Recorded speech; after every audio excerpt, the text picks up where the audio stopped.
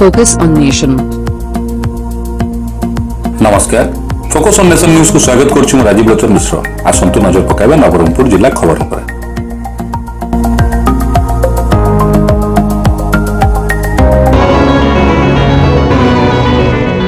नवरंगपुर जिला नेउरा पंचायत अंतर्गत मुंडीगुड़ा ग्राम में आदिवासी कल्याण विभाग मंत्री रमेश चंद्र माझी और सांसद बलभद्र माझी गाड़ी पर अंडामाड़ होता जमापड़ी।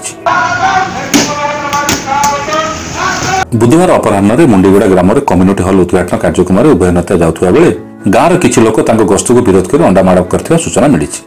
गत वर्षा ऋतु में जांबुगुड़ा ठारू मुंडीगुड़ा पर्यंत रास्तार अवस्था कदर्य थिबा बेले रास्तार मरम्मति पई ग्रामवासी माने दाबी करि आसुथिले। तेबे से समय नेता मंत्री मानक पाद पड़ नथिबा बेले निर्वाचन पूर्व संपृक्त इलाका को नेता मानक गस्त को विरोध कर एभली प्रतिवाद कराइथिबा जमापड़ी।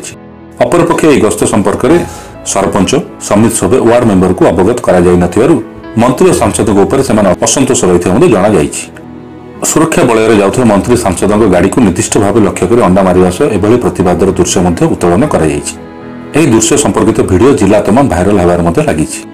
अंडामाड़ घटना पर 3 जन कांग्रेस कर्मी को अजଣା स्थान में अटक रखी पुलिस पचराउचरा करथुवा मध्य जना पड़िछि।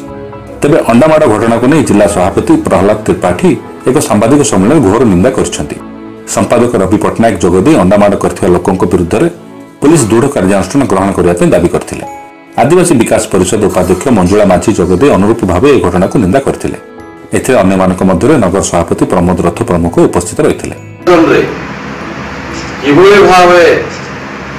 जनप्रियता हासिल करेंगे तार यार परिकल्पना किंतु से सक्सेस हे ना से attitude बदलांतु।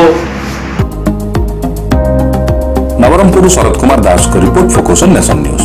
Thanks for watching our channel. Just go to YouTube page and search as by Phone News and please subscribe our channel.